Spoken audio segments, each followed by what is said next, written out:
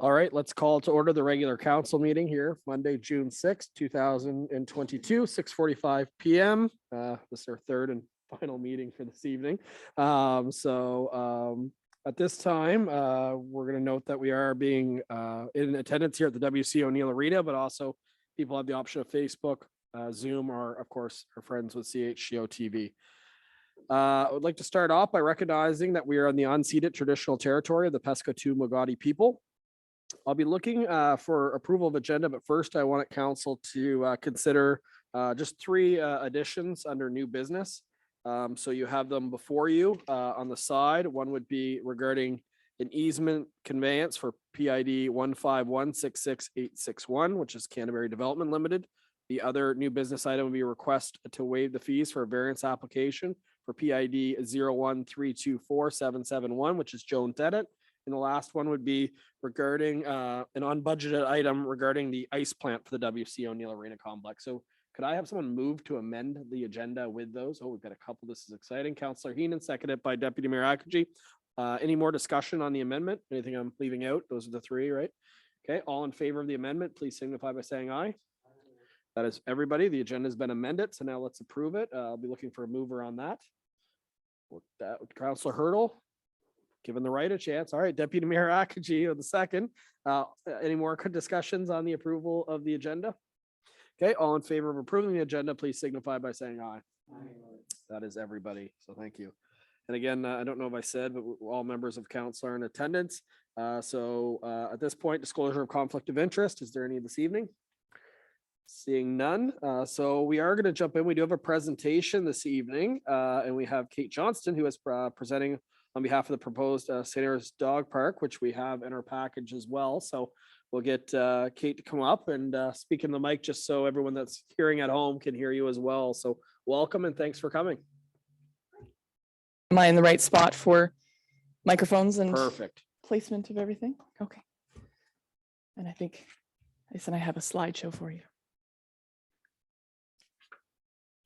There must be pictures of cute dogs to try to warm us up. I really had a hard time like puppies, deciding like puppies. Can you say no to whose this? dogs were going to make it into the presentation? No.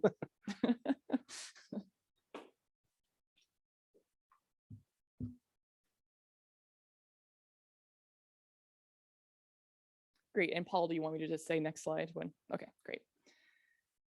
All right. Well, thank you so much for inviting me here today. So my name is Kate Johnston, and I am part of a group of dog owners that has formed in the town of St. Andrews who have recognized the need for an off-leash dog park in the community. We're making this proposal. Oh, I'm sorry. First slide, please. There we go. We are making this proposal because we need a safe and secure area to exercise dogs off-leash. Off-leash exercise is essential for the health of dogs, and there currently is no outdoor area in town that allows dogs to be off-leash. Our goal today is to enter into a conversation with the Town Council of St. Andrews around a proposed construction of the dog park in the community. While we have made detailed suggestions for location, town involvement, and construction in the packages that were provided, first and foremost, our goal is to initiate this conversation with you and to ask you to work with us to come to a mutually beneficial solution. Next slide. Dog parks have an amazing number of benefits. Firstly, a dog park benefits the residents of St. Andrews. Having a dog exercise off leash is not an option for a vast majority of dogs. It's a must for a dog's physical and social health. So a dog park offers a safe alternative to letting a dog run free in a park or a forest or a beach. It keeps dogs safe from chasing and encountering wildlife like deer and porcupines. This has happened to me. It would eliminate the risk of an unwelcome encounter with other residents, such as joggers or parents with small children or anyone who's fearful of dogs. It offers a safe place for owners with mobility challenges who can't walk alongside their dogs to get their dogs exercised. And as I can attest, having met a wonderful community of friends and acquaintances through getting my dog in 2021, dog parks are a fantastic social hub and recreational opportunity. Dog parks are also greatly beneficial for visitors, summer residents, and tourists. They're an essential traveler amenity and something every dog owner will research and ensure is present before making a plan to travel. Safe and enclosed outdoor spaces are even more important for a visiting dog owner who might be nervous exercising their dog in an unfamiliar environment. And finally, a dog park would be a huge benefit to the town of St. Andrews. As a marketing tool, a dog park will attract tourism and real estate investment dollars. It's a tangible amenity to promote. A dog park would also promote public health and safety by reducing off-leash dogs' use of parks and beaches that are otherwise used by the public. Next slide. So we are proposing a location. We propose the grounds of the water tower in the open area located on Mowat Drive. This is an ideal and preferred location as determined through polls of interested residents, which we conducted through our social media page. The location as determined on that map is still very tentative. We've indicated a number of gates and service areas, but of course, this is just our recommendation. The benefits of this location are that it is very close to St. Andrews, and yet it's very removed from most residential areas. It has a lot of space, which would easily have room for a half-acre fenced area with 2 separately gated sections for small dogs and large dogs, something that's recommended by the American Kennel Club. Road access already exists, and there's plenty of room for car parking. And it's a highly visible location. We certainly believe, this committee believes, that a dog park gives the impression of a welcoming, dog-friendly, and active community. It's a perfect site on the way into town. However, we also would be open to further fundraising to install hedges or other screening measures. Next slide. So this committee would ask that the town be involved in the ongoing operation of the dog park in the following ways. We would request that the town continue to mow in the summer and clear the laneway access in the winter as is currently done. We would request some additional equipment, and this is all laid out in much more detail in your package. Some additional equipment such as signage stating the rules of the dog park, extra garbage cans and regularly scheduled removal of garbage, and some dog waste bag dispensers. We would request that the town treat the dog park as any outdoor public space in matters of liability. Our committee members have done a great deal of research into this and how other communities deal with this issue.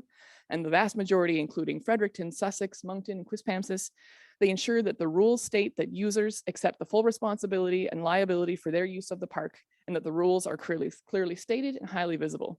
We do have this language included in our proposed rules for the dog park. Next slide. So we have gotten a quote for the installation of the fencing, and this is in the amount of $26,376 and plus HST from Fundy Fencing.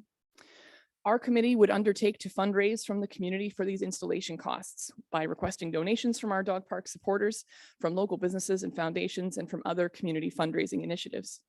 We would request that Town Council consider making a financial contribution to the dog park towards these installation costs. We would also request that Town Council assist our efforts by administrating these funds, allowing us to collect them through a dedicated Town of St. Andrews financial fund for this project. Next slide.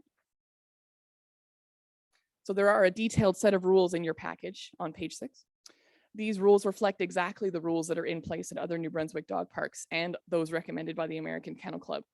Examples include requiring all dogs to be up to date on shots and healthy, that handlers bear the sole legal and financial responsibility for their dog's behavior, that handlers are present and inside the fence at all times with their dog, that handlers, of course, must clean up after their dogs, and that handlers will remove any dog for any aggressive behavior and will not bring that dog to the park again. We propose that these rules are communicated in a highly visible sign posted at the park, on the town website and any materials produced for the park, like a brochure, and on our community social media page. These rules will be enforced as they are in every public outdoor space, by the presence of other users, through signage, and through communication. If a problem were to arise with a user of the dog park, this committee would be more than willing to assist in drafting communications through posters or social media to emphasize and enforce the rules. St. Andrews says we conducted a survey of community members over the month of March to gather opinions and support for the project.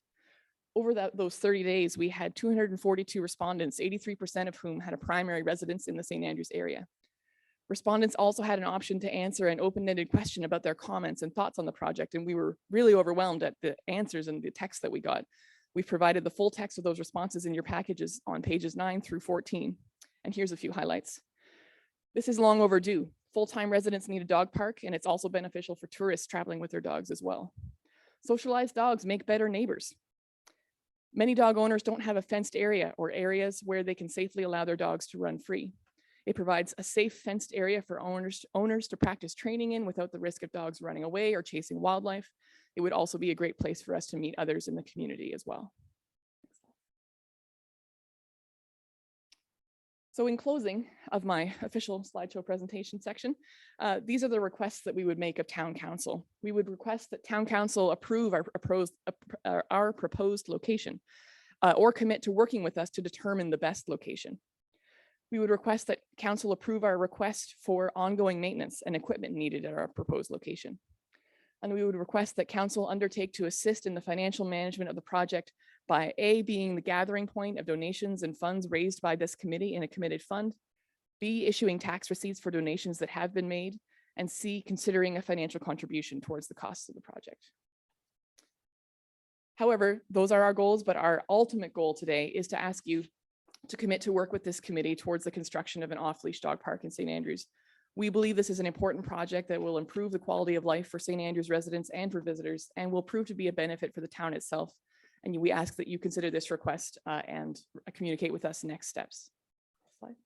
And one cute dog picture. There's what I was looking for. So I really appreciate the opportunity to make this presentation, and I would love to entertain some questions. And I also want to thank you very much for the members of our committee who are online and in person. That's really nice. Thank you. Perfect. Well, thank you. That was a very clear and concise presentation, actually. So appreciate that. And they were great looking slides. So I guess to start, we'll open up to council, but I just had a couple of questions. So I've had conversations with Mr. Knopper and Mr. Spear about the life cycle of our water tower. And I'm assuming because of gravity, when that gets to the end of its life cycle, it's safe to assume that a new water tower would have to be likely constructed at the same site. My question is where would that go, and would that potentially interfere with this plan? The last thing we'd like to do is say, let's do it there, and then find out we need to put a water tower there. So let's get out ahead of that. Is there any thoughts on that, Mr. Spear? We have to look, your worship, it is going to be close to the area we're going to be, because we'd want to run them simultaneously, like you said. The other thing is that there's infrastructure in the ground. So you got to make sure that you're in line with that too, so you're not upping the cost too high. So we have to, it might cut into the parking as a minimum, and could cut into the where the actual gating is too. So we have to look at that. So the location is good for building, but it may not be good for the ongoing because of, you mentioned the utility and the reservoir needed in the future. Sounds good. So that'd be something we could probably get out ahead of in advance if we were to use this location, to find out where that suitable location would be, to make sure that we don't go too far down a certain way and realize that we have to move it. And I don't know a lot about this. How does zoning work for dog park? Is that zoned properly, or do we have to create a new zoning? Like, I'm scared of new things because of the zoning, but no reason not to do it, obviously. Oh, we've got a hand from Mr. Gopin. He knows the answer. I do know the answer. Good news. Well, hopefully good news. This is an institutional zone, and that allows for recreational use. And a dog park would definitely fall under a recreational use. So, and I think fences in that zone are allowed to be up to 6.6 feet high. In the front yard, I think in the side yard, you can go up to 8 feet. So hopefully that works, but there's always variances for those types of things. Okay. I think 6.6 feet would be plenty for a dog park. I Yeah, could be I think wrong. the sort of the standard is 6 feet. Yeah, I was gonna say, I'd hate to see a dog that could jump 7 feet. Yeah, there you go. And then just a simple question is, it's very clearly laid out with maintenance, but I was wondering from a committee standpoint, just like good parents and bad parents, there's good dog owners and bad owners.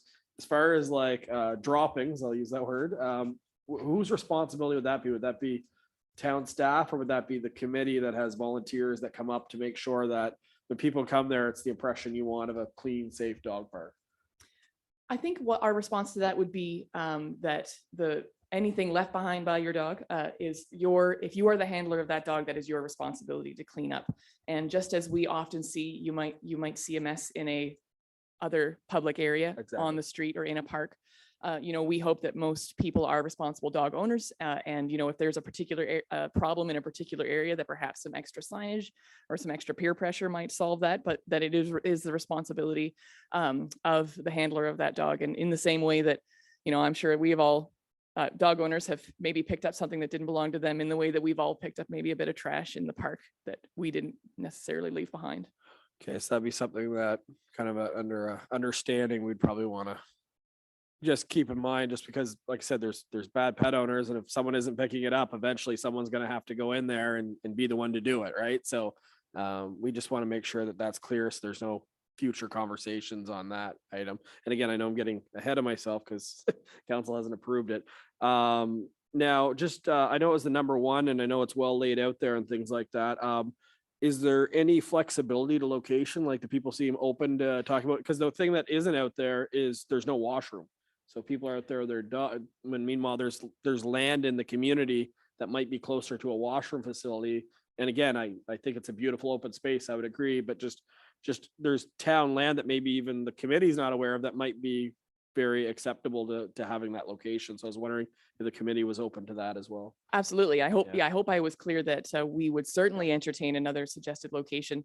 I know a presentation was made about 10 years ago with a couple of different locations, including the sports field, including Indian Point. So certainly we would be open to discussing any location. Of course, proximity to a washroom is always wonderful, but I think that this need for a dog park, we feel it's so important that, we would be willing to make use of a space that did not necessarily have a washroom facility. It's true. I'll pass over to other members of council for questions, but I will say just my comment on it is, if you have a fine for dogs being off leash, you think you would find a place where they could be off leash, just something to consider. And I raised this my first year on council, so 5 years ago, and I got met with a little bit of controversy, just to let council know there is some people that are opposed to dog parks but it goes like anything. If you don't want to use it, don't use it, right? Like, that's the reality, right? So council, I'll pass it over to you, to anyone that has any additional questions. I know I asked my 4. Anyone else? Councilor Neal.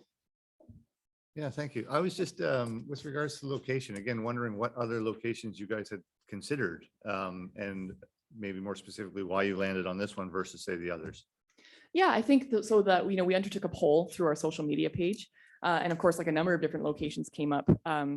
Indian Point, of course, as I mentioned, the sloped part of the grass that's adjacent to the sports field, adjacent to the Mallory Sports Field, the large open area that's on Marine Science Drive on the way to the Huntsman, for example, that came up. I'm sure there are a couple of others that were suggested, but our committee we came to consensus because it just seemed to meet. We came to consensus on that location. It just seemed to be the best of all worlds. The sports field really is quite limited in size, and it's quite sloped. We were uncertain of who owned the land on Marine Science Drive, and thought it best to maybe start with a location that was owned and operated by the town. But again, I hope I hope that it's clear that we are very much open to discussing various locations and coming to a mutually beneficial location. Any other member of council? Council Hurdle. Thank you very much. And thank you very much for this proposal. I would be probably lying to say that one of the first things that somebody came up to me and asked me about was a dog park in St. Andrews. So obviously it's on people's minds. And I don't want to get too lost in the weeds or in the details in this either, but when it comes to rule enforcement, it's a tricky wicket, I guess, for a lot of us, but something like dogs with a known history of aggressive behavior, would there be a list that you'd be keeping of dogs like this? And it says that we'd know would have a history of this. Who would know, and how would we track it? And I just don't want it to become sort of a focal point for airing of grievances between dog owners, right? Like, how would that be managed? That's a great question. And I think it's something that dog park, when a group comes together to advocate for a dog park, they have to sort of think about that. And again, I would kind of draw it back to, how do we already deal with this in our communities and in our open public spaces? Dogs are already interacting, when you meet someone, whether they're on the leash or whether they're, not supposed to be, but they're not on the leash. So I think that, again, like, I would not propose that this committee would, be a holder of any kind of list of, a dog that has committed a transgression. But certainly I think dog owners are used to advocating for their dogs, and they're used to knowing, that my dog doesn't have a good relationship with that dog, I am going to vacate the park premises, and that it would be dealt with in the same way that, if you have a problem using a park with another person and they're a human, dog parks they're a tool for people to use, and so it's really about people having a problem using parks, and they can communicate with each other. That's what we would propose. I guess my follow-up question to that would be, sometimes people wouldn't feel safe. They'd always go to the park and be like, oh, that dog is still there, that dog, and they would not be able to use it. At a certain point, I think someone would feel comfortable being able to rely on a mechanism for enforcement. Would your hope be that the town would enforce the rules, or would there be a separate enforcement of some kind? That's a great question that maybe I can't answer on my own without speaking to the committee. Certainly, I would hope that, this is a small community and everyone knows each other. I would hope that if there's someone who's consistently bringing an aggressive dog and multiple people are having problems, with this relationship, that I think the committee would probably, I shouldn't speak for them, but would probably feel comfortable reaching out and speaking to that person. And if met with absolute refusal to respect the public use of this space, then maybe we might ask for some enforcement. But I would hope that we are all societally minded and would want to share this space that's for everyone. Thank you very much. Yeah. To add on to that, would it be safe to say that the town would develop a policy around it? Because it is town land at the end of the day. It's like, I talked to some of the communities, specifically Quispamsis, who invest heavily in recreation, and as Ms. Johnson said, it tends to be user driven. Okay. And so I wouldn't recommend sending the bylaw officer or the dog catcher out there, that everyone learns to get along. Our animal control bylaw does have something for bad dogs, we'll say, for aggressive dogs, that if they attack another dog, there's rules and things that can be put in place, not just for the safety of the dog park, but for the safety of the public in general. And so if there's something there that's reported, the town can take steps to that. And it's probably not something that town wants to get outside the normal maintenance, but probably trying to have a staff member there even for an hour or two a day at night or something when the users are there, probably wouldn't be my recommendation. That in other communities, it works fine where the users just look after it as far as the rules and stuff, without having to have a heavy presence by staff. perfect. Thank you, Mr. Spear. Any other questions? Your worship, if I may. Yeah, well, by all means. Just a couple, Ms. Johnson. One thing I see is driveway clearing in the winter, which we already do, but I guess I don't understand if you have, this past winter would have been a great winter for a dog park because there wasn't much snow, but some winters we get 30 or 40 centimeters of snow. So is it just the dogs will go on top of the snow, or it doesn't have to be shoveled out or anything? Nope. It's just whatever's there, use at your own risk type of thing. Absolutely. And yeah, if for users of dog parks that that in the winter you start to see people they're clearing out the just manually by their hands and feet, clearing out the doorways to make sure that the doorways are all swinging clear if there's been a lot of snow. And dogs are quite, for the most part, quite happy to frolic in Yeah. the snow. So there would be no need to clear the snow within the dog park. For sure. Now, the other thing I'd like to ask is about your fundraising goal. I know in our two local communities, St. Stephen and St. George, it was all user driven. Yes. And you mentioned you'd like the town to contribute, and I'm just wondering what your goal is like for the installation. If you guys have set obviously everyone would like to have 100% that the town would cover it, but just so we're somewhere understanding what the group's committed to fundraising as a goal, so council can talk about that too. Yes, so we're committed to fundraising for 100% of the cost. We've obtained a quote in the amount of about $26,000 for the installation of the fence, and we're committed to fundraising for that, and reaching out to community partners and doing that in whatever way we need to accomplish that. But we would certainly ask that the town consider contributing towards those installation costs, and would be greatly appreciative of any contribution. Thank you. What's that, Mr. Spear? Okay, so generally we get a presentation, council will take it back. They'll talk to people in the community. They'll hear more input. People respond to presentations like this. So what I would say is in a very soon in a future conversation, I think a staff report of proposed locations, including this one, would be good for council to do. And then I think it would be as much as if council supports the concept of one, then we could actually approve a designated space. And then as far as budget time, it's kind of unfortunate times in the sense that we don't know how much influence we're going to have on our own budget due to municipal reform, but I'll keep that short and not get into too much detail. But what I would think is that actually getting the funds for this, it's a non-budgeted item. We would set it during budget time. So in reality, I don't know much here about your timing, but it would be looking for probably kind of the spring of 2023 would be my expectation based on timing and depending on location. But does that make sense to you, Mr. Spear, for timing? From staff's perspective, it does, your worship, but it's an outside contractor. And if the committee's 100% geared towards it, they fundraise a lot of the money. It's possible It's possible. for a correct, fall installation. We'll just leave it at that. And just the last thing, as far as a tax receipt, from my understanding, it is on town land. It is a town asset. So issuing tax receipts shouldn't be an issue, should it? That won't be a problem. No, worship. so, yeah, so we'll follow back up with you. We'll get a staff report and then we'll get a decision back to you very quickly, but really appreciate your time this evening and for all the members that came and attended, and as well on Zoom as well, like Mr. Mark Finley. Yeah. Yep. Yeah. Does it have to be 150 by 150? Could it be smaller or bigger? Or is that just 150 was what you were hoping? No, that was our proposal, and that's based on some other sort of common sizes in other municipalities. A half acre is good. It is recommended that you do have two separate areas, one that's kind of for smaller animals and one that's for larger animals. Having it be a square within a square kind of saves a bit in installation costs because you're kind of sharing some walls.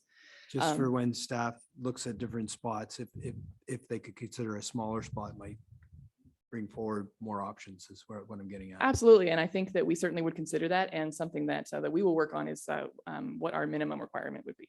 Okay, And we can thanks. communicate that to you. Perfect. Well, here we go. Come on. Yeah, open the Councillor floodgates. Hurdle. This is a question for Mr. Spear. So with the water tower being there, and I know when someone asked me before about the dog park, one of the things they'd asked for was possibly having a water supply for the dogs as well. Would it be hard to get a tap near there? Is there already one there possibly? Well, I'm not a great person to ask, but Right. it's high pressure stuff that's going there. So you Right. tap it, you might send a 400-foot tower of water. So we'd have to check with the engineers, but just remembering that's the main supply. So Right. we'd have to see if there's an offset somewhere. Yep, thank you. Perfect. And as far as questions for audience, we generally do those at the end. Is it part of the presentation? Are you part of the committee? Okay, is there something you wanted to add? Just, I wouldn't want to make you wait for the next 2 hours, so go ahead. Yeah. We own property here in St. Andrews. We're only here in the summertime and we winter in Florida, and we frequently use the dog park in Florida. And it's been very difficult coming to St. Andrews and with no place to take your dog off leash. And with the number of deer that are in the community and with the increased number of homeowners that have adopted dogs during COVID, I think the timing of this is really important, and even more, hopefully it doesn't get put to the back burner or refused like it was 10 years ago, because times have changed. We have a German Shepherd, and just by reputation, German Shepherds are very scary to a lot of people. But you need to have a place to have your dog, like a German Shepherd or a bigger dog, run off leash. And in the town of St. Andrews, even on the beach, with running into other animals, moose, deer, whatever. And my other thing is, dog owners are more likely to pick up after their dog waste. Nobody is assigned to pick up after the deer waste in the town of St. Andrews, and there's lots of that around. So I think you have more responsible dog owners and don't have to worry about the town being responsible for that, like it is for wildlife. Thank you very Thank much you. for your comments, and I will just add on to that, that as we look to get higher density housing in the town of St. Andrews, a dog park would become more relevant with people having smaller living space. At this point, thanks again. We'll move on to the agenda, and council will wait on the staff report, but we meet again in 2 weeks. So I think I don't see any reason why we couldn't have a conversation probably in 2 weeks about this. Does that sound right to you, Mr. Knopper, Mr. Spear? I'll put you on the gun. With all the projects going on and the need for the asset manager to his input, that's probably pushing, but he can wait till the next regular council meeting, give us a little more time. We can probably identify land. It's the cost of preparing the land is going to be Okay, the perfect. guess. So, but we won't put this on the back burner. We'll have something within the next regular meeting, so a month's time at the most. Great. Well, thank you so much. I really appreciate the opportunity to come talk to you. Thank you. Feel free to stay. A lot of excitement ahead. We're going to get into the approval of minutes. So before we approve any minutes, I've done this the last few. Did anyone have any changes to minutes? Otherwise, I'll fly through them like I have been. Okay, so let's, the first are the minutes of the 22:05:02 regular council meeting on Monday, May 2nd at 6:30 PM. Could I have a mover to accept those minutes? Councillor Blanchard, seconded by Councillor Heenan. All in favor of approving those minutes, please signify by saying aye. Anyone opposed? That is nobody. So those have been carried. The minutes of the 22:05:10 special council meeting on Tuesday, May 10th, 2022 at 6:30 PM. Could I have a mover on those minutes? I've got Deputy Mayor Akaji and seconded by Councillor Neal. All in favor of approving those minutes, please signify by saying aye. That is everybody. And the next one is the minutes of the 22:05:16 regular council meeting on Monday, May 16th, 2022 at 6:30 PM. Can I have a mover for those minutes? I've got Councillor Hurdle and seconded by Councillor Blanchard. All in favor of approving those minutes, please signify by saying aye. That is everybody. All of the minutes have been approved. I'm going to jump ahead to communications. Give me one quick second to get to that part of my report. It is in regards to the report from the St. Andrews Community Tennis Association. And they wanted us in the public to be aware that play has been underway since mid-April. There's been 2 new benches added, thanks to Keith Wamba, who purchased materials, made them and painted them. And there's a lot of activities scheduled for this year that they want council and the public to be aware of. Social tennis is Wednesday evening, 6 PM. And mixed doubles is Saturday, Sunday morning, beginning at 9 AM. Again, membership required for these. Adult lessons are beginning on Monday, June 20th for 8 weeks. Membership not required. Youth camp is set for 2 weeks, July 11th to 15th and 18th to 22nd. Membership not required. There's a family day that'll be held in August, the date and time to be advised. Again, membership not required. And then the annual Memorial Tournament will be August 20th. Membership is required for this mixed doubles events. And individuals can sign up and they will assign partners. And the last one to make the public aware of, because it is a public asset, is the Tennis NB Masters, which is their big one, will be played August 5th to 7th. This is the 13th tournament. And the players are across the province in different categories. And there's more information at tennisnb.ca. I think our former Premier Brian Gallant actually won that last year, if I recall. So someone should take that title away from Mr. Gallant. I'm sure he's watching this.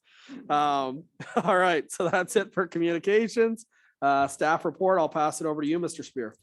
Thank you, Worship, and thank you for the opportunity to read the annual or the monthly staff report for the month of May. Although May was relatively damp, the better weather is ahead, and we are looking forward to a busy and fine weather summer here in St. Andrews. Thank you for the opportunity to allow me to present the ongoing affairs of your local government. Under council priorities, in addition to local government reform, the government of New Brunswick has also brought in new regulations regarding the building bylaw. We have been instructed to bring ours up to date as soon as practical. Staff will be bringing it forward for your consideration over the summer. Mr. Gopin or Mr. Henderson from the Service Commission will provide a report on the changes and why they are required. Earlier this evening, we had a meeting of objection to our updated zoning bylaw. We plan to go to third and final reading this meeting. In previous versions, council had lowered the requirements for parking for new apartments, specifically in the plat, to 1 space per apartment unit. However, after hearing the concerns of the community, they have returned that number to 1.25 spaces per apartment unit. That said, they have instructed staff to provide a basis of a heritage bylaw that will be reviewed and consulted with the community to protect the historic business district. The expectation is that the process will commence this summer to ensure seasonal residents are around, but recognize that we will need to wait until later in the year to finalize it to respect the time availability of the business owners. At the start of this meeting, we had a presentation from a local group interested in creating a dog park within the town. There have been successful initiatives in other communities recently, as both the local government and volunteers have worked together to design and fundraise for the facility. What was previously known as the skateboard bylaw has been updated to reflect modern modes of transportation, the change in public opinion, and is now labeled the non-vehicular transportation bylaw. Tonight, we had a meeting of objections regarding this initiative and have had a few written submissions for council's consideration. If you desire, you may proceed to the second reading tonight. Previously announced at the last meeting, in honor of Her Majesty's Jubilee, council had committed to planting 70 trees within the community. Our goal is to use trees native in the community. This will help balance the ecosystem, but also have a better chance of survival. We have a few areas we are identifying, but if you have an interest in having a tree on your property, please contact the town hall for consideration. Ideally, they'll be displayed along the front of the property to add to the greenery of the streetscape. I also want to mention that a meeting on May 16th, council declared June 1st as the St. Andrews Red Shirt Day to promote accessibility and inclusion for all. We were honored to have local student and Easter Seals New Brunswick Ambassador Jackson Lovett attend the meeting and present the mayor with a red shirt. On June 1st, all of council and staff wore shirts to promote this important initiative and witness the students at Vincent Massey Elementary School and Sir James Dunn Academy do a community walk in support of it. We want to congratulate Jackson, who was selected to be the face of Red Shirt Day across Canada. Administration. Council and staff would like to thank the volunteers who showed up on May 30th to assist in the cleanup of the community playground. Earlier this spring, we went through the process to hire a recreation director for the local area. However, after going through the process, we narrowed it down to 2 qualified individuals to interview, but in the end, we were unable to fill the position. We have hired a human resource firm to assist in the process, which closes on June the 10th. We have changed the name of the position to Manager of Recreation and reached out to a few other online platforms to circulate the job. At the writing of this report, we had multiple resumes from those that hadn't applied in the initial posting, so we're still hopeful we'll have it filled by mid to late July. Mayors and staff had a meeting with the Assistant Superintendent of the RCMP in New Brunswick. It's an opportunity for the 6 municipalities that have direct contracts with the RCMP to have discussions on their needs. As most of us have heard now, the RCMP members were allowed to form a police association. After a prolonged freeze and adjustment to the market rates for police officers, the cost per member of police services could be going up as much as 20% this year. That is uniform across Canada, and even those with their own municipal force are struggling with the cost to maintain it. Early in May, I was able to attend a conference in St. John dedicated to nonprofit housing.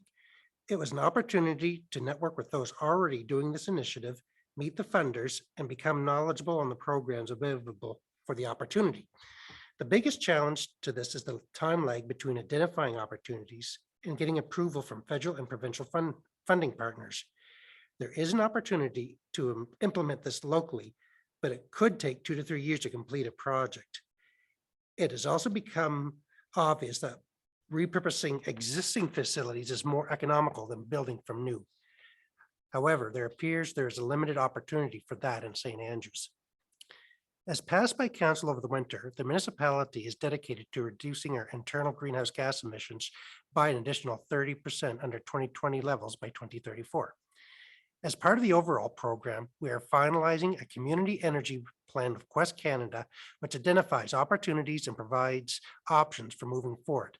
The plan will also be of assistance to the greater community as part of the initiative is better education, including access to consultants and funding partners.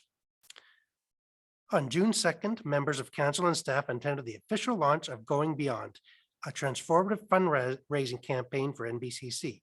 The local campus of the college is extremely important for both the students that enhance the community and provide workers within our labor market. Any initiatives to increase the visibility and longevity of this organization are greatly appreciated. I also wish to express my thanks to the public for their patience during this unusually busy construction season, but a necessary fact when replacing in-ground infrastructure. Services. This time of year is extremely busy as we gear up for summer with an addition of 12 seasonal employees to the staff. There is an unusually high turnover of students this year, so more interviews and longer orientation. However, we are fully staffed and ready to go. With all the damp weather followed by sunshine, the grass cutting crew is going nonstop, but the town is looking well. We also updated the public space in front of the town hall with new brick pads for the 2 accessible picnic tables, replacing the hedges with planters and regrass that should be the remaining. The visual upgrade is quite surprising. We have also added 2 providers to the wellness center as nutrition as aesthetic services have already begun operating there.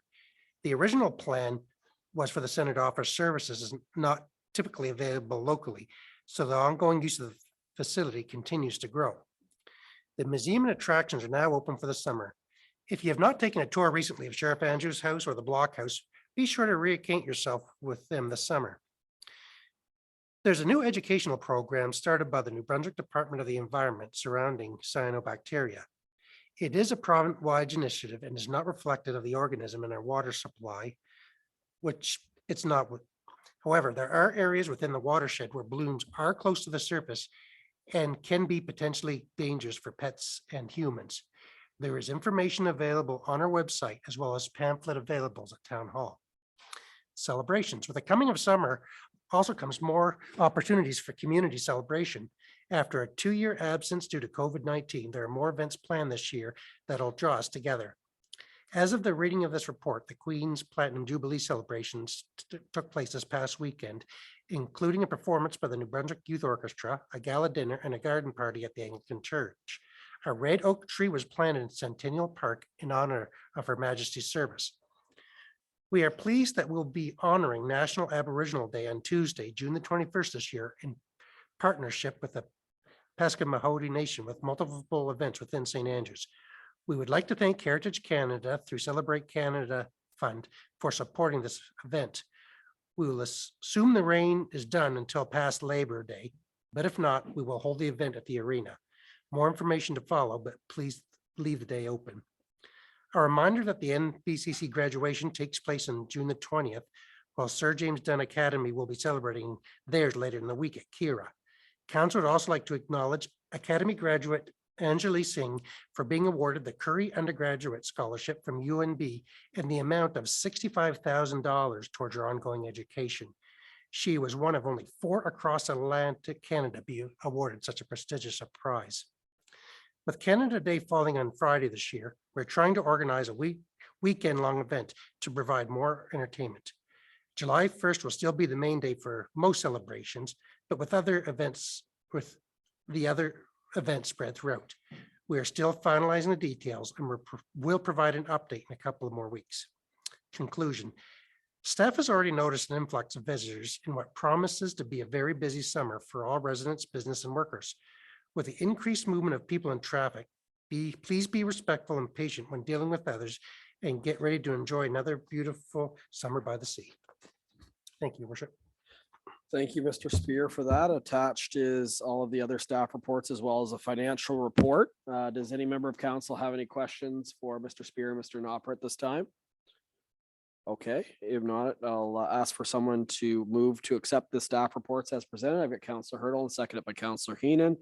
All in favor of accepting the staff reports, please signify by saying aye. Aye.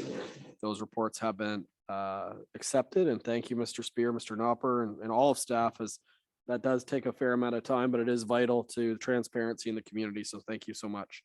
We're now moving on to the introduction, consideration, and passing of bylaws. The first one will be to Finance and Administration, which would be Deputy Mayor Akaji. Thank you, Your Worship and Council. My first one is FA 220610. The Town of St. Andrews Policies and Procedures Manual Mileage Update. So the background is this: under the Town of St. Andrews Policies and Procedures Manual, Section 7.4 expense policy indicates that the town will reflect rates paid by the province of New Brunswick. Kilometer rates from the province were recently updated for 2022 based on inflation costs. The town has not updated the rates for the expense policy since April of 2012. The town is requesting to increase the kilometer rates from 0.41 cents per kilometer to 0.50 cents per kilometer. A motion of the council is needed to authorize the change in kilometer rates. So the motion is this: that council approve the increase in kilometer expense rates from 0.41 cents per kilometer to 0.50 cents per kilometer under the Town of St. Andrews Policy and Procedures Manual, Section 7.4. Expense policy to match the province of New Brunswick rates. And I so move this, Your Worship. Thank you very much, Deputy Mayor Akaji. A seconder for that motion. Councillor Heenan. At this point, we'll open up discussion. I will note that the Regional Service Commission also had to go through this process as well, and it seems like it's the standard at 50 cents right now. So council, any questions or comments? Councillor Blanchard. Yeah, just a quick question. So I just wanted to be sure or be clear, is this a one-time update we're talking about here, or are we simply now going to move where we match the province's rates? So if in a year they up them again based on inflationary costs or what have you, that ours will follow suit, or will it have to be another motion in council in order to do that? No, every adjustment would have to come back before council on the Okay. policy. And is that correct, Mr. Spear? Actually, your worship, the last policy said that we move with the province's rate. It was such a huge increase this year. It's like a 20% increase just because they had waited so long. We decided we better bring it to you for your knowledge. Okay. And it typically does, supposed to move, but again, the province does it once a decade, so. But just at a note to your worship, we found out recently that the hybrid car that we approved in the budget will be coming in the next few weeks. And so that could help, that reduce the mileage for out of town meetings, which honestly, with the Zoom and stuff, very few going on these days anyway. But to your point, Councillor Blanchard, then it's something we'll want to keep an eye on just in case it goes up. But I will say that the province actually took longer than I thought they would up it actually. And Councillor Hurl. Thank you very much. Do we have an idea of the flat sum of kilometers driven ballpark by town staff that we're looking at? It's the total expense is less than $1,500 a year. So that's what, okay, for Yeah, the it- 9 cent increase. Yeah, it'll go up a little bit, but with the addition, a lot of it's related, will be offset by the new car that's coming in that'll be available to town hall staff. And so that should help a little bit. Yeah, from checks, I don't think it's very rare when I sign over $200 a month in checks, I would say. Like it's not to say it's not an expense, but it's a minimal expense overall. But that's a good question. Councillor Heenan.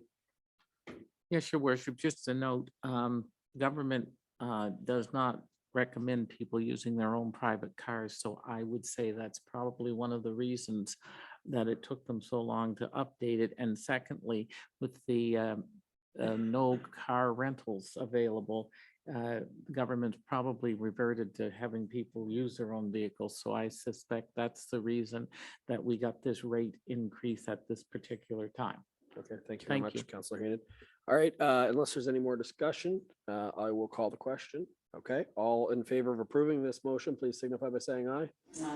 That is everybody. That motion has been approved. The next one is the Sorry, request. your worship, just this is really part of the debate, just to let you know, it's part of our policy manual, but applies to counselors as well. So Perfect. straight across your organization. I'm proud to say I have never done a gas expense for the town of St. Andrews. So I don't know. I don't think that I haven't seen one either, actually. Have I? Has there been any council that don't call them out, but I don't think we've done one, have we? The only traveling tends to be in the fall to the conference in Fredericton. Perfect. Okay, the next one is a request for New Brunswick Woodcarvers Association to revisit community assistant grants, which is FA 220611. In the staff in the report, you'll see that it would require all members of council to basically bring this forward at this particular time for discussion. The very short of it is that they were approved $3,000 in 2021. At that point, the event did not happen due to COVID-19. They returned the money and they wanted us to reconsider because there was people that actually worked on kind of their wood carving, and we're hoping that we would reconsider the prize money because of that.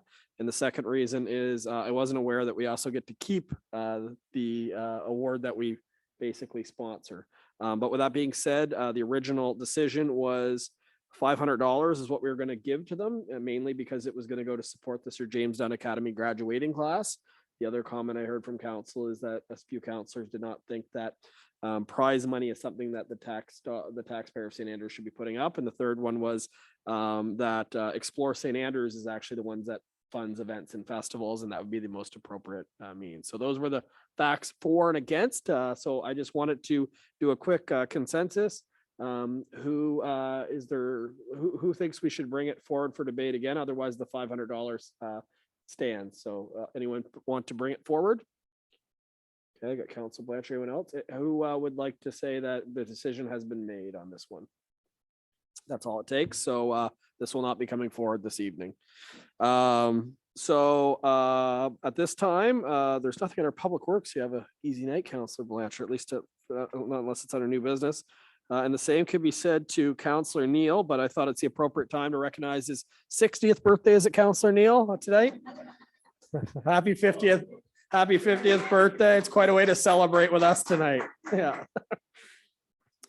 Under business, tourism, heritage, and culture, It's not a motion, but there is an update on National Aboriginal Day and some communication on that. I don't know, Mr. Spear, Mr. Nopper, you want to speak to this one? Perfect. Yeah, thank you, your worship. So we did receive funds through the Celebrate Canada grant through Heritage Canada, and we thank them for their funds. We did receive $4,500 to help celebrate National Aboriginal Day on June 21st. I have been working with the Pescataway Nation and their team to create an event of education, culture, learning, and reflection. So we're currently working on the finalized timelines of this, and there will be an opening ceremony, carving displays, educational forums, and cultural representation. We're also looking at some traditional food samples. So we're working along that. It will be hosted at Centennial Park. And again, rain, if it happens, then we will be at the W.C. O'Neill Arena. I do want to thank Chief Akaji and his team for participating with the town of St. Andrews and make this happen. We feel that this is a great opportunity for the community to, again, become further educated and learn about the rich culture that they have. And our goal is to have Vincent Massey Elementary School, and if for those that can't attend for Sir James Dunn Academy, I know they'll be in exams during that time, but we'll hopefully they'll be able to come down. We're anticipating the event to be 9 a.m. till 1 p.m. and again at Centennial Park, and it will be on Tuesday, June 21st, 2022. Thank you very much. I can honestly say that I'm delighted to see this happening. I think it's to be honest, long overdue for us to start celebrating as a community more of our rich culture. And I'm glad to see that Chief Akaji, John Ames, and the entire team are supporting this. So that's excellent news. So thank you very much for that update. At this time, we will be moving on to recreation, which is Councillor Gumashel. We've had a few discussions about this, so if at all possible, I'll ask council to try to keep it to one. We'll go around the table if it's needed, but I'll only go around a second time. I don't want to take a half hour of your time tonight because we've already debated this. Basically, there is a report attached in the bylaw number 22-03, a bylaw to regulate non-vehicular transportation in the town of St. Andrews. We just had a hearing of objections. Actually, nobody presented. We've got communication on this, council. I'm fully expecting in 2 weeks' time to be bringing this forward to another reading. Staff did have a recommendation on a change. I don't know if we need to go to much debate, but they got some feedback from the public. They also took feedback from some of councilors' comments. And I think the real highlight of it would just be that to prohibit it on sidewalks, but allow children under the age of 12, I believe it said in the report, to be accompanied by an adult to be allowed to do it. So council, I don't know if you want to debate it or just get some consensus. How many would just like to keep on the original bylaw that we approved, we went to first reading on? Is there anyone that would like to do that? Or is there someone that thinks that we should look at the staff report? That's what I'm trying to get consensus on. Unless I'm not taking that, but I'd say that's the Cole's note of what you want out of the discussion. So over to you, council. The floor is open.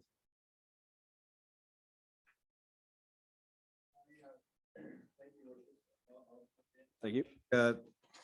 With having a second look at the bylaw, that everything after 2.0. So 2.0 states that every person who is riding or operating a bicycle and ice skates shall at all times, number one, exercise due care and attention, and number two, travel in a manner that is at a speed appropriate to the surface. I think everything after that can be omitted from this bylaw, save scrapping it altogether, which was my original intent.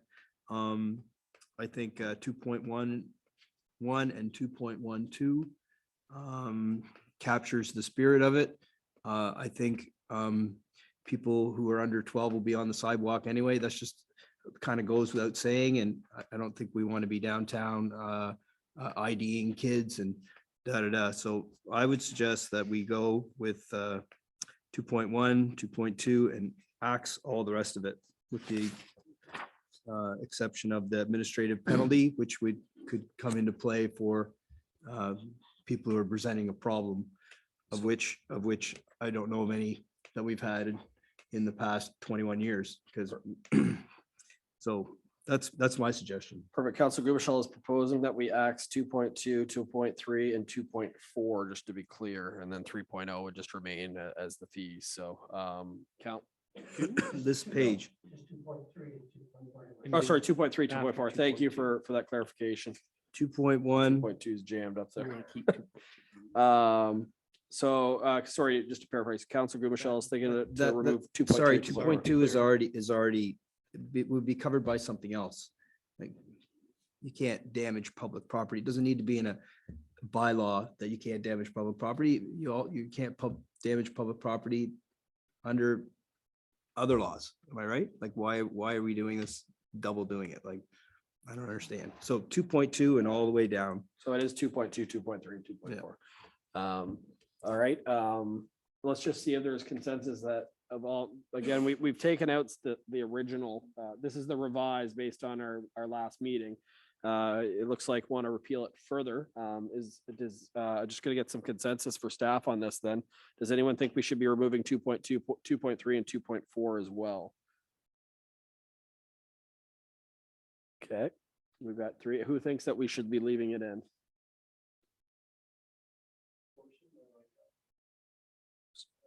I mean, I'm not opposed to keeping in 2.2. I get what Councilor Michelle is saying, but I'm not opposed to 2.3 going. I'm not opposed to, sorry, apologies. I'm not opposed to 2.3 going, and I'm not opposed to 2.4 going, because again, I think the first 2.1, traveling in a manner and speed appropriate to the surface, due care and attention. I think that does cover pretty much all of it. I'm not opposed to the majority. I don't know, keeping maybe 2.2. That's Brian. Yeah, just for count, maybe I'm wrong on this, but there's other laws, but bylaw enforcement is for the municipalities bylaws. So just because damaging private property, that's something the police can investigate because it's provincial law. But technically speaking, believe it or not, it's not something that our bylaw enforcement can do unless we clearly state it. So if someone's using these to damage, it just gives the municipality a little bit more teeth to actually take response versus waiting for RCMP response time or that. So just to be clear, that's why it's double stated. Sometimes provincial laws are municipal laws, so the municipality can enforce them as well. But again, I'm open to council. So what I'm hearing from Councillor Blanchard is leave 2.2 in there, but you're fine removing 2.3 and 2.4. Is that correct? Okay, so let's go through that one again. Again, if who could support Councillor Blanchard's concept, I guess is what I'm looking for. 2.3 and 2.4 would be removed at that time as he feels they're redundant. Okay, well, that's so I think that's our consensus for this evening on this. I again wanted to do it fairly quickly, but 2.3 and 2.4 could be removed. And just one thing for council at this point, do we want to extend this? We had no one at the hearing of objections. We've received letters, but no one is at the hearing of objections. Do we want to do both readings? We have the ability. Do we want to do both readings and end this on the next meeting? Okay, so it's going to go forward for second and third reading, just for Mr. Knopper for your notes. Thank you, council, on that one. And again, for being quick for Mr. Neal's or Councilor Neal's birthday. Under planning and economic development at this time, we'll go to Councilor Heenan, who always has to do the most reading, it seems. Your worship, do you want me to start in the order that's in the agenda and add the two? We'll put the new ones under new business. So you just do the All right, ones that are sir. in the agenda for now. All right, thank you, your worship. Mine is PED 220302, zoning bylaw Z 22-01, third and final reading. The town of St. Andrews passed the zoning bylaw Z 21-01 in March of 2021. Over the past year, staff have been working with bylaw and have identified several changes to enhance the bylaw and encourage development in the community. The following processes have been taken regarding zoning bylaw 22-01. Bullet 1, council has had 2 workshops to discuss the proposed change with staff. Bullet 2, first reading of zoning bylaw Z 22-01, March the 7th, 2022. Third bullet, obtain views of Planning Advisory Committee, March 16th, 2022. Fourth bullet, public hearing of objections, April 4th, 2022. And fifth bullet, second reading, April 19th, 2022. After discussion with council at the May 16th, 2022 regular council meeting, Council adjusted the parking regulation back to the 1.25 spaces per unit, as this was a significant change and a second hearing of objection was necessary to host. So second public hearing of objections was June 6th, 2022. Note at the time, the third and final reading can occur by title as posting notifications have been in place as per Community Planning Act. Motion that council grants leave for the third and final reading to zoning bylaws Z 22-01, being the zoning bylaw for the town of St. Andrews. I so move that, your worship. Thank you very much. A seconder for that one. I've got Counselor Blanchard, and we'll open this one up for discussion. Okay, all in favor of this motion, please signify by saying aye. Aye. That is everybody. This has been carried. All right, so I have to read it by title again, do I? Okay, Oh, this is by title. Yeah, but if you haven't left yet, you're gonna want to leave. This is the Town of St. Andrews zoning bylaw number Z 22-01. Here we go by title.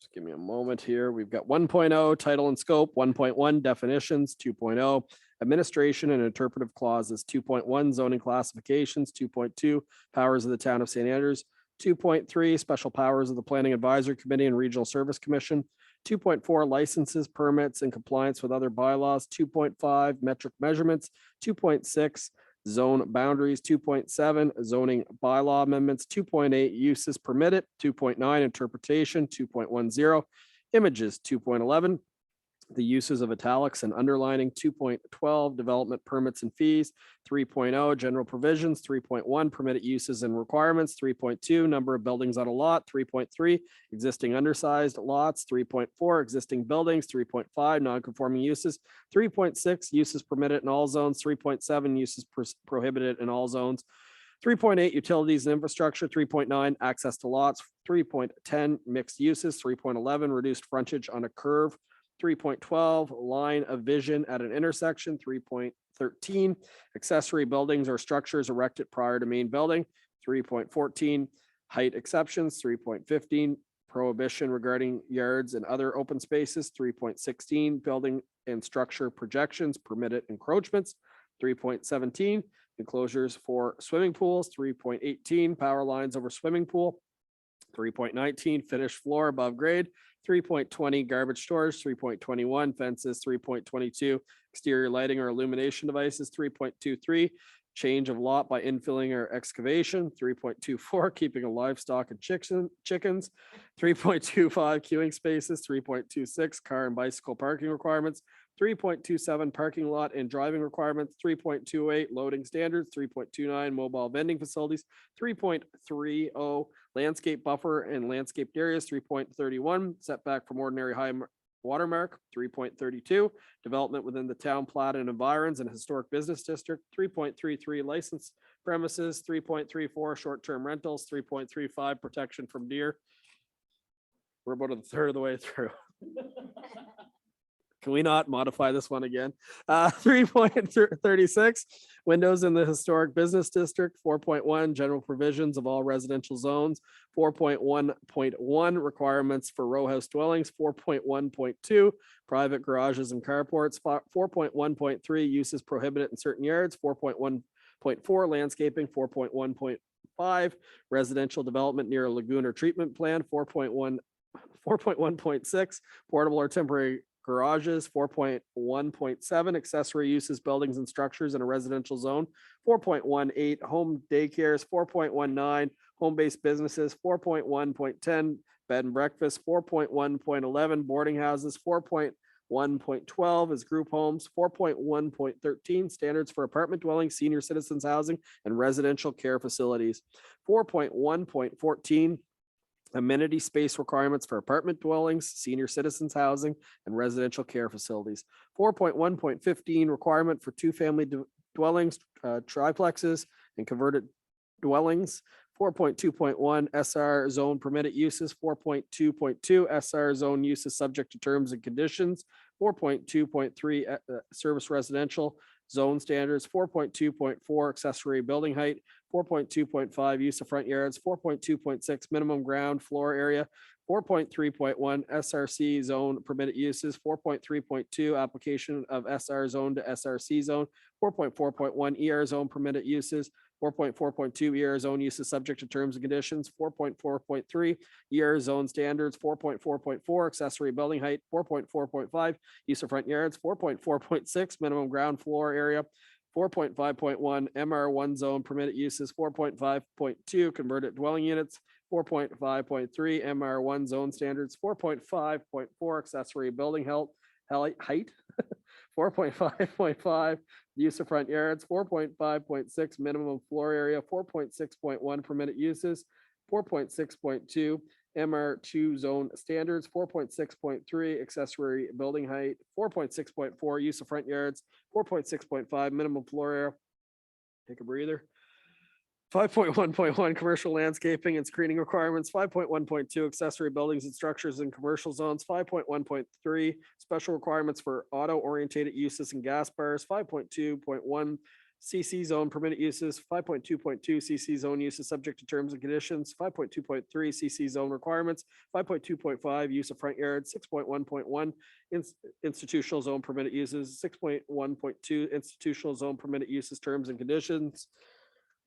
6.1.3 institutional zone requirements. I think I forgot one. Should I start over? 6.1, 6.4 screening, 7.0 environmental recreation zones, 7.1 green space zones, 7.1.1 is green space zone permitted uses, 7.1.2 development standards, 7.2 ESA zone, 7.2.1 ESA zone permitted uses, 7.2.2 development standards, 7.3 Navy Island zone, 7.3.1 Navy Island zone permitted uses, 7.3.2 Navy Island zone standards, 7.3.3 use of front yards, 7.3.4 maximum floor area, 7.3.5 trees, 7.3.6 garbage removal, 7.3.7 services, 7.3.8 is environmental and health considerations, 7.4 is sea level rise overlay zone, 8.0 is signage, 8.1 is definitions, 8.2 is administration, 8.3 is signage permits, 8.4 applications and plans, 8.5 signage variances, 8.6 prohibited signs, 8.7 number of signs on residential properties. Time we're done this, you'll be 51, Mr. Councilor Neil.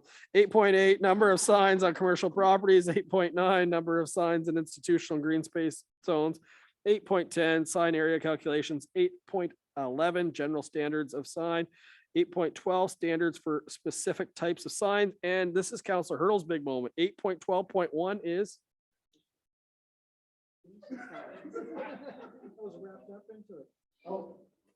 Fascia. thank you.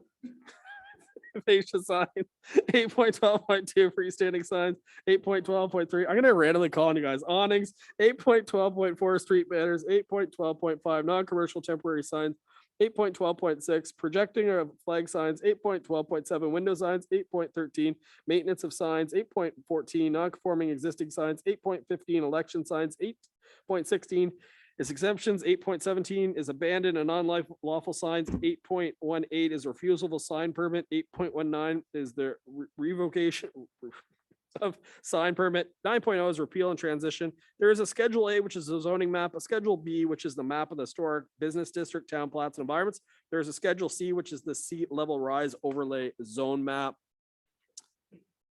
And I've read it all by title, but do you think I should read it all, like the whole thing? Do I need to read the repeal document or no? It's good.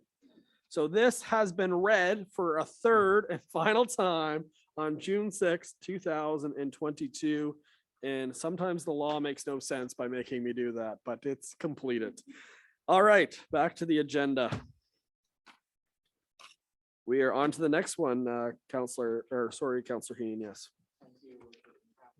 It's PEB 220608, amendment of MP 20-06 to municipal plan MP 20-01 for rezoning of 302 Mowat Drive.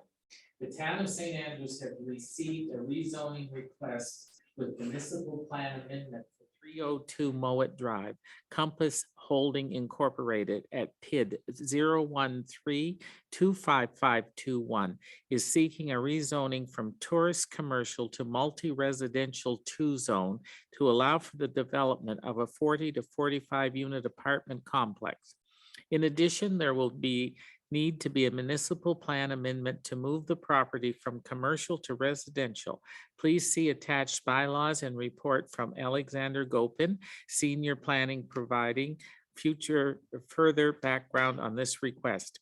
As there is a request for a municipal plan amendment, a public presentation is the first step in the process. Motion that council sets the date of Monday, June the 20th, 2022 at 6:30 p.m. through a public meeting for public presentation as per section 2591 of the Community Planning Act on Amendment MP 20-06 to the Town of St. Andrews Municipal Plan MP 20-01 for Compass Housing Incorporated PID 013255521 at 302 Mowat Drive, move from commercial designation to residential designation on the generalized future land use map. And I so move that, your worship. Thank you, Councillor Heenan. A seconder. Councillor Neal. Discussion on this one. Again, it's just for the public presentation.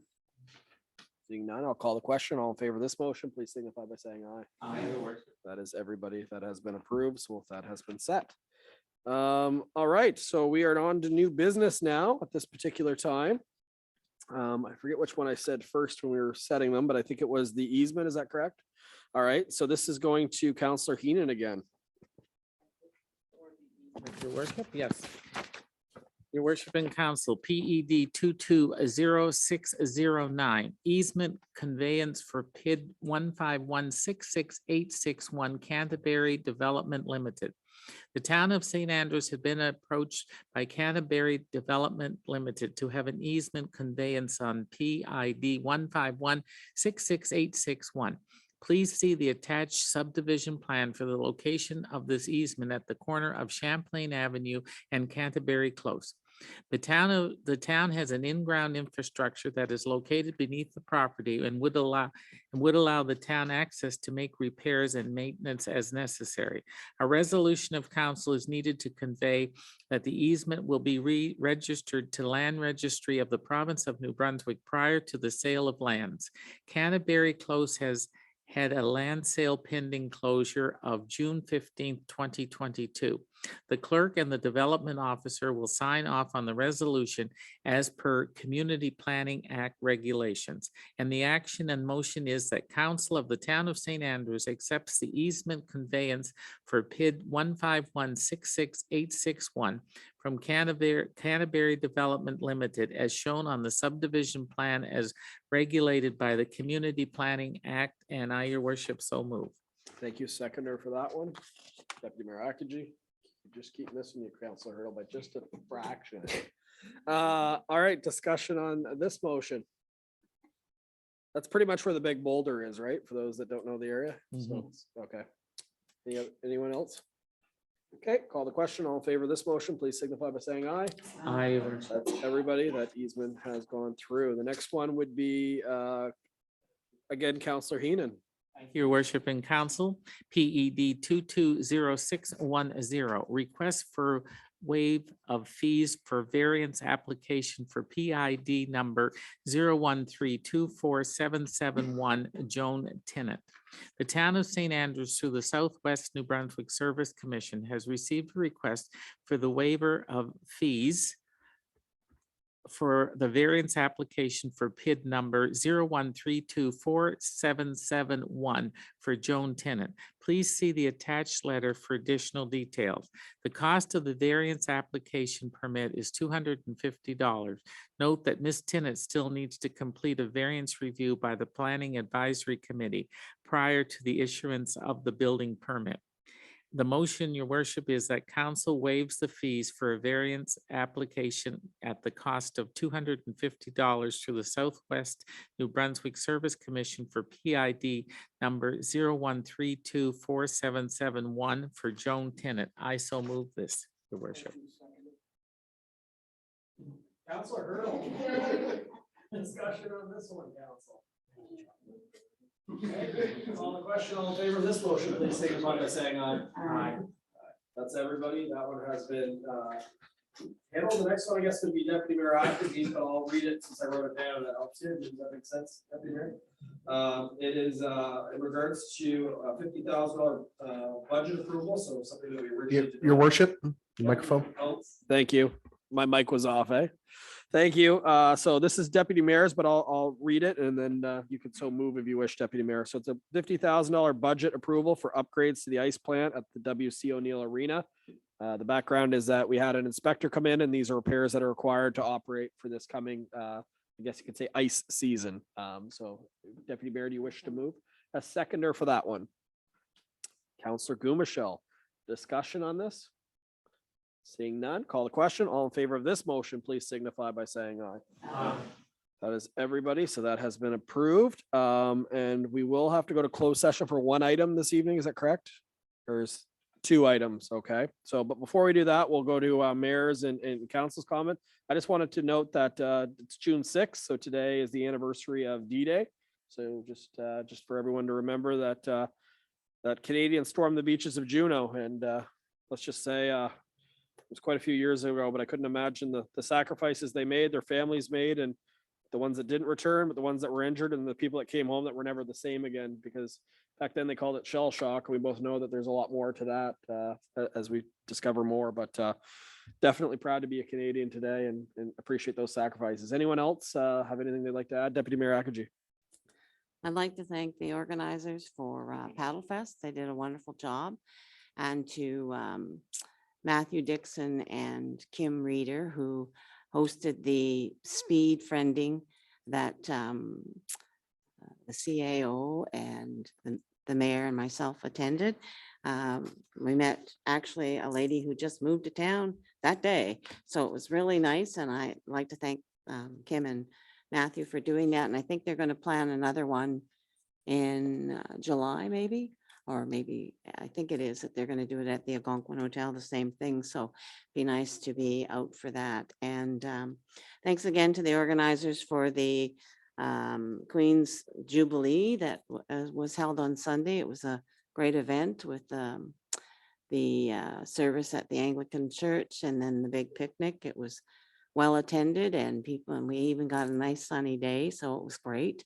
And I'd like to thank Mr. Knopper for filling out the application for the Indigenous funding because we certainly, this council, and I'd like to thank this council for being very forward and pro the Indigenous ways. It has been a long time coming, like the mayor said, but gradually we've been doing things and we seem to be first in line when we go to do them. And we've been praised on this. So I thank you very much for supporting this. I hope to see you out on the 21st at Centennial Park. And I think that's everything. So thank you very much, Thank you. Council and Mayor. Those are good comments. So thank you very much, Deputy Mayor. Councillor Heenan. Yes, your worship, Deputy Mayor touched on it, but we should thank Our Majesty for 70 years of service to the Commonwealth. And I believe that we all look around at town hall business and we look around at council and we think, wow, but when you've done it for 70 years, she deserves an applaud. And I would just personally like to say it's wonderful to be a Canadian and it's wonderful to be part of the monarch. Thank you, Your Worship. Thank you. As a council that served a term, I can tell you that on a much more minor level, 5 years is a very long time. Anyone else? Otherwise, we'll move to closed session. Okay, seeing none. So, thank you. Thank you. Getting way ahead of myself. Questions? Any questions from the audience this evening? CHEO? Any questions online? Perfect. Yeah.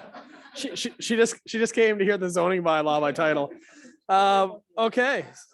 So at time are we at? Good time. If we keep close at 8:04 p.m. Council move to go into closed session for the Local Governance Act, Section 68(1)D, the proposed or pending acquisition or disposal of land. Could I have a mover? I've got Counselor Hurdle and seconded by Counselor Blanchard. All in favor of going to closed session? That's yeah, you want to go to close? You're excited. Everyone, that's been approved. So we're going into closed session. We'll give just a moment for everything to shut down.